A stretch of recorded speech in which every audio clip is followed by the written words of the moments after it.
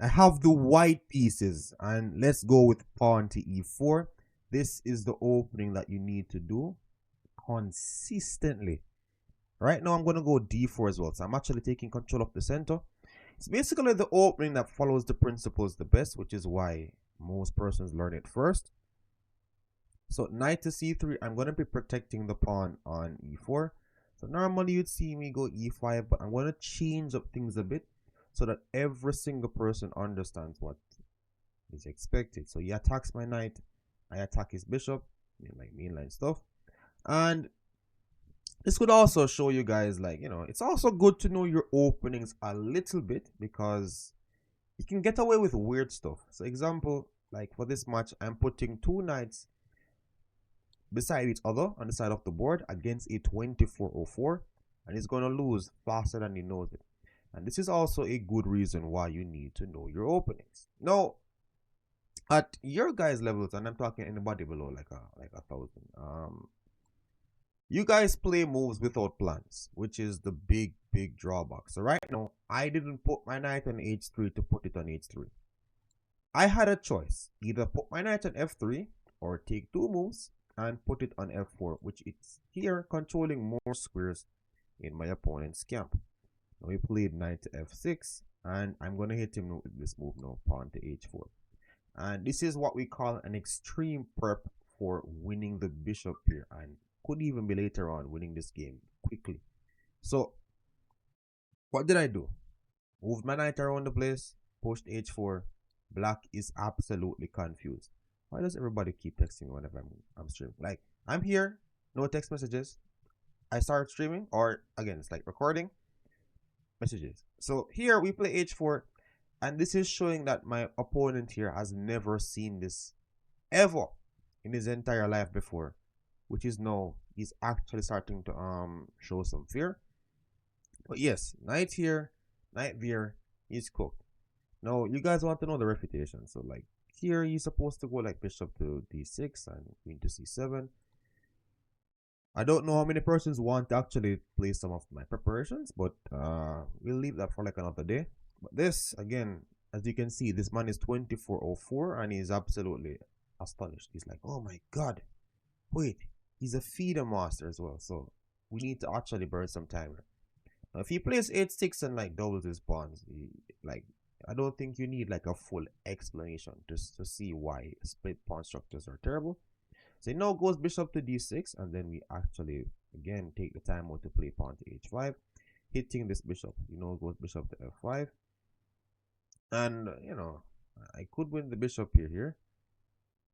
Why am I even thinking of this? Let me win the bishop there. We might try queen check, or he just takes the pawn. No.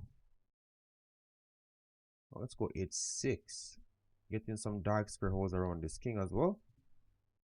So it's like basically discouraging castling because of those dark squares. Now, let's see if he's still gonna castle like if he's the big boss. Now, in chess, we finish our development, so let's go bishop to e2. And I'm wondering if I could actually look at castling queen side. So maybe c3, bring my queen and put this bishop on d2.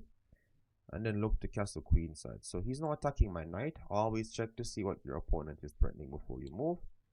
Could also just like solidify the piece with pawn to g3. If he takes, I'm taking back with the bishop, and again I have the bishop here, so everything is looking good there. Reason for c3 is to bring my queen to b3. So let's just do it. This is now coming with a threat on the f7 pawn, so I'm assuming he's gonna go like rook f8, or he could be like the big boss and don't react to my moves. I think this one is actually like super deadly though. So he goes now knight to b6, and here just thinking of like bishop to d2 now. This is enabling castling. So if he goes rook to e8, I'm just gonna castle my king. So he goes knight to d5 instead. I mean, not a bad move. Absolutely good. Could take it. I'm gonna castle next, and everything is looking a-okay. Like if I don't castle now, guys, he's gonna like pin my bishop, and that's it for me. Like the whole game I'll be suffering, begging for mercy. So Another reason why you castle in your games is to actually activate like your rooks. So you can imagine that this rook doesn't really get life. So by me castling, I get to bring it to open files. So here, remember in the middle game, I'm just simply improving my pieces. So even though they're developed, I want this bishop on g5, that bishop on c4, my rook, if it wants like rook lifts or rooks coming to e files, up to you guys. Just improve the pieces. The more you do it, the better you get at it. And I mean, like if you can put them into this area, much better. But just practice improving your pieces. Bishop to c4 looks like my next move. That's gonna be an automatic. So if he swings the rook, I'm gonna play bishop to c4, and he's gonna actually again be in like some serious problems. So let's see how is he continuing. So the bad news for black is he doesn't have the bishop here. So I've always said this before, where bishops are worth more than knights. Bishop is actually worth 3.5. Knight is worth 3. Right now we have 2 bishops. He has a bishop and the knight. Now, what I'm gonna be doing is basically asserting dominance with the bishop here, and we do this by making sure that both bishops are controlling maximum squares. If you put them on open diagonals, guys, like crushing, especially again if they're attacking in your opponent's side of the board. Wait, it was my play all this time? Oh, he played f6. I mean, that doesn't stop my commentary. I know playing my move that I wanted to play all this time, bringing my bishop to c4. And we have wasted a lot of time with explaining what was happening just then. But played f6, weakened some light squares. My bishop coming to c4 now is actually eyeing down some of those squares in the long run. Oops. We want to talk about light squares, guys. Plus, if he's not careful, like I could get a little greedy and capture this cookie on d5. So again, he's supposed to be in absolute fear right now. So bishop to c4. He has stopped my idea of bishop to g5 with this f6 move. So the problem with the bishop here right now is that I don't see a way to get this bishop involved. Now, let me see my options. Did I just miss pawn to c4? The fact that, guys, I literally just looked at my bishop and I was like, why didn't I look for my pawn breaks? No, yes, pawn to c4, the knight moves. I play pawn to c5 and he resigns. Pawn to c4. If he goes knight to e7, I play pawn to c5 and he resigns. So why didn't I play pawn to c4? Because I was busy talking. So we will not discuss my blunders or my misses. Sorry. We will just we'll just call that one that it was like too easy. If I played c4, the match would have been too easy. That piece winning, you know, for beginners. What we do here is to again assert dominance. So we see tactics, we don't capitalize on the tactics, and we just win anyways. Now, for guys watching, just remember, it's okay to miss tactics. You're human. As you can see, I'm a feeder master, and even I miss tactics. So what you don't want to do though is to actually get into this cycle of just having like full-on blind spots. Like in other words, in general, I can spot those moves. But if you realize that in like 10 out of 15 games, you're just like missing moves like this, then yeah, that's a blind spot. It's just a case you just 100% can't see it. So here, I played rook to e1, just offering like a rook trade. Still can't believe I did not push pawn to c4. That will haunt me. But the thing is, with this as well, by me playing so many games, like you get comfortable or you get used to actually just like overcoming like losses or again just like misses. You understand that, all right, it's just you're gonna miss a few, but consistently you want to actually again just play good chess. You want everything active. If you don't catch anything else, catch that. Can I win the file? I want the file, guys. I'm not I don't, as a matter of fact, I just want the file. I just asked him for the E file and he's gonna be like, okay, Mr. Glitz, you are the great. Okay, alright, let's take it. Like, he has achieved nothing. The queen takes, I again put my rook here. He did not hear me. Let me just assert more dominance. I am the great freedom master of Jamaica, guys. Now look at this. This is what we call infiltration. Like the more pieces you have in your opponent's half of the board, he will suffer. He will indeed suffer. Is he gonna actually put his knight back on d7? So passive. He's given me the pawn effortlessly. Well done, well done. If he goes rook here, I have rook check.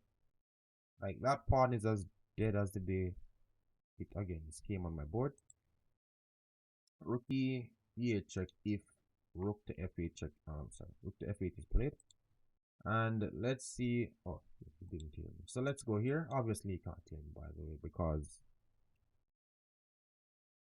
over there suffering. But yeah, sometimes my moves actually echo from the distance to frighten my opponents. Wait. So if I take, he takes. Then the banger. Wait. Me take it. Even the mic dropped. That's a drop the mic moment, guys. Look at this. Oh, even buttercream. Crap. Thought I had this, but he has this. You know, like sack and like push the pawn. You know what? Masterful moves. King up. I want to put my bishop here, and then I'm just gonna like sack on g6. This is the most gangster move a man has played in his entire life. Look at this. Bishop to e5, guys. And I'm gonna sack. God, it worked. It worked. Boom! It works, guys. Bishop takes g6. And he's dead. He's absolutely dead. Bishop takes a move. Oh my god, man. Like, how am I so strong? Guys, I'm taking this man out of his misery. Bishop takes g6. Frozen. Forking a pawn. Bishop under attack. Preparing the pawn push.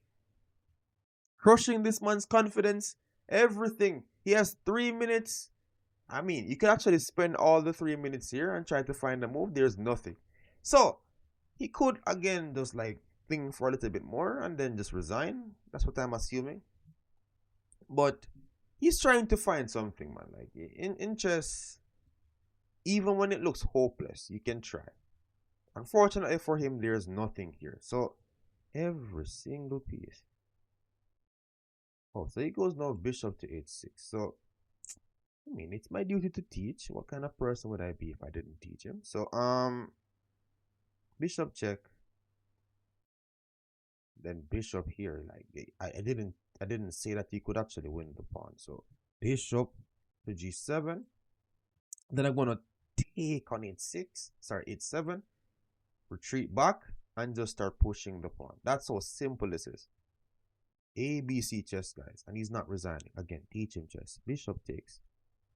And then bishop back to d5. Guys, trust me, whenever I'm teaching chess, especially for free, people get beating. Like, you know, they have to pay with something. Oh crap. Take, then push. That's not fun. He's attacking my bishop though. So push, he takes. He take. That doesn't do anything.